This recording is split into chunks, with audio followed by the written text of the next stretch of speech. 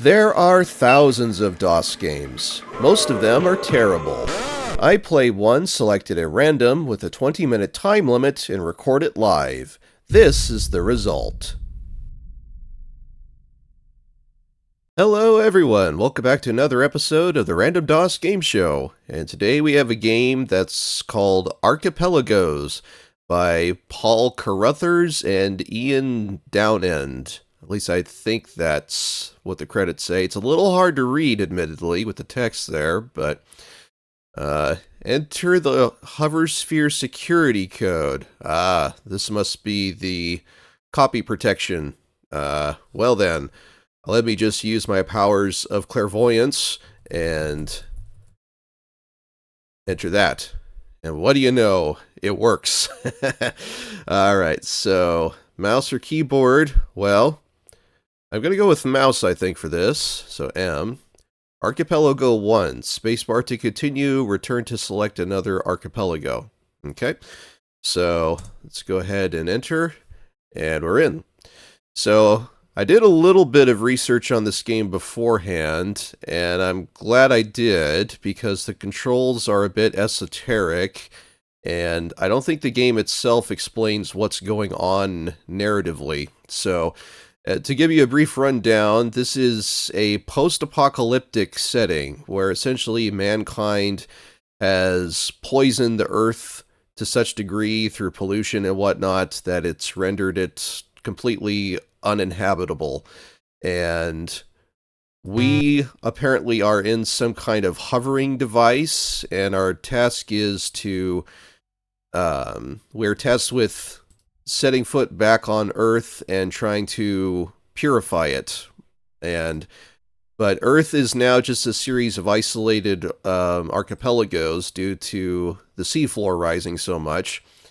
So it's kind of interesting there. It looks like there's a primitive day-night cycle going on, but yeah. So anyway, our main goal is to get rid of these obelisks that are on every island, because I guess they're the main source of the pollution or whatnot. So, and we have to do it by basically destroying those rocks. So, what's also interesting though is that there is a limited terraforming gameplay mechanic. For instance, let me just head over to the water here. Apparently, you don't want to walk in the water though, or else you'll die. But let's pick maybe this little pool here. If I mouse over and press the F1 key, I'm able to create some land.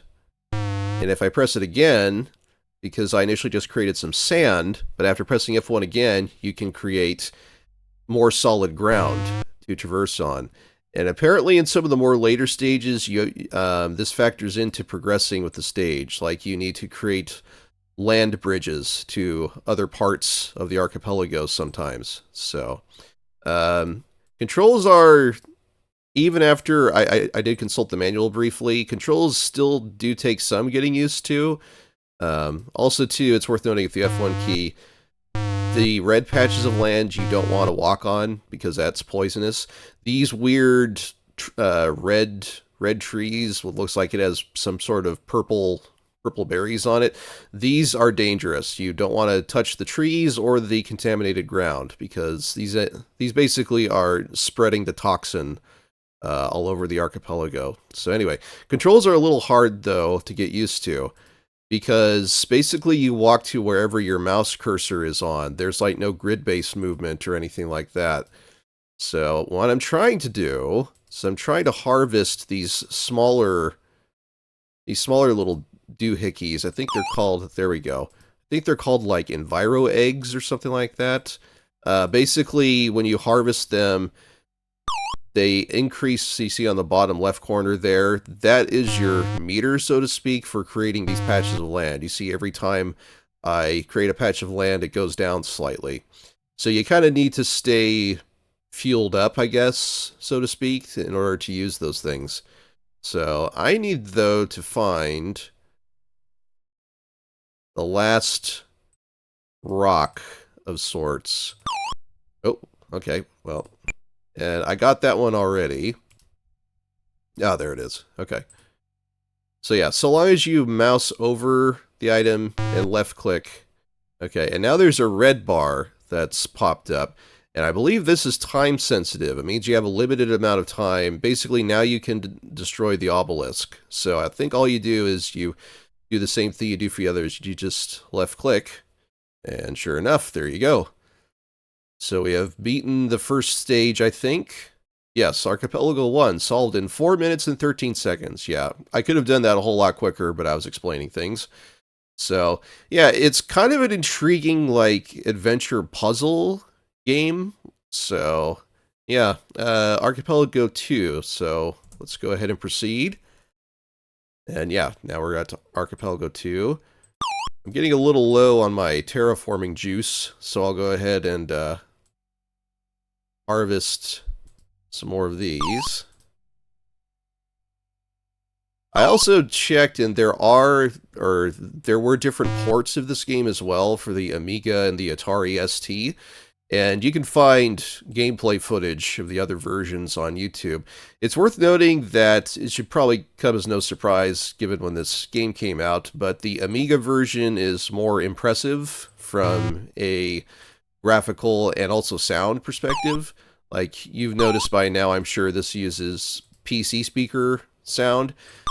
But for the Amiga, not only does it have more advanced sound, but it also has music to accompany it.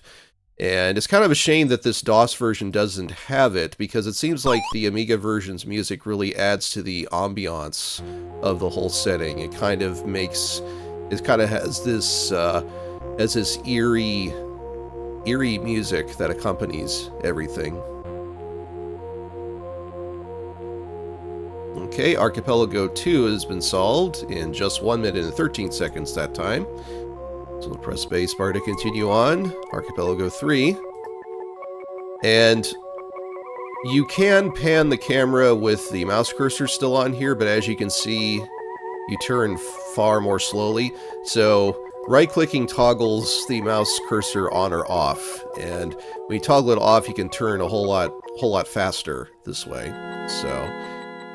But yeah, so the controls are a little finicky. Sometimes you'll find yourself overshooting the spot that you wanted to travel to, or if you try to interact with a certain object, you might end up moving instead, depending on how precise you are with your controls. But I do have to admit, once you get used to its eccentricities, it does seem to work fairly well.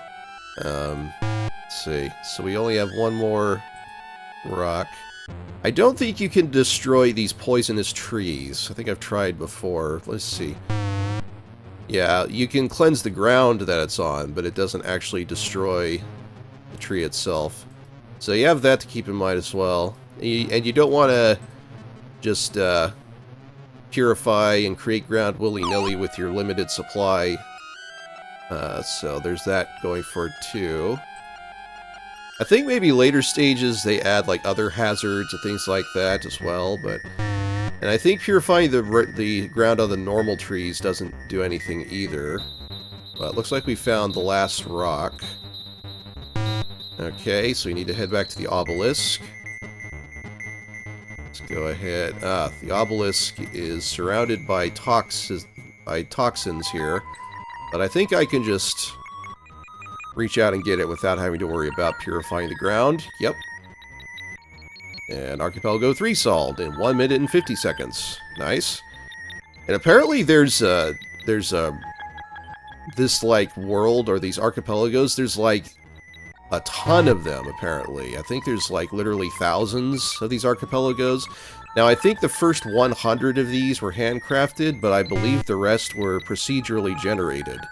So kind of interesting. I think you only have to complete the first 100 archipelagos, but you can keep on going for basically for as long as you want. So it'd be interesting to know then if this game might have been like one of the largest in-game worlds. Now granted, these are all separate levels, self-contained levels, but if you were to like combine landscape of everything. Uh-oh. Hover spear has been contaminated by toxic radiation. Oh, I wasn't paying attention and the toxin spread to me, I think. So I think we have to retry that.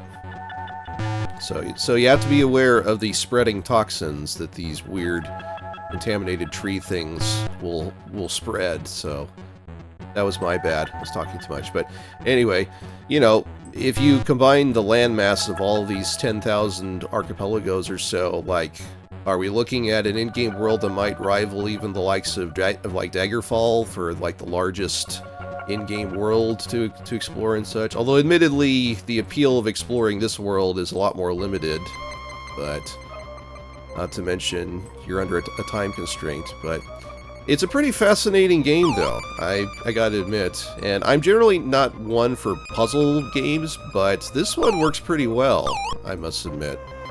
So I think I might just finish this current level that I'm on, though. Don't want it to drag on for too long. I think we've gotten a pretty good idea for what this game's like by now. I'll go ahead and destroy this obelisk, and then I'll meet you back on the main menu. I might have to restart the game, we'll see, and I'll give you my thoughts on this.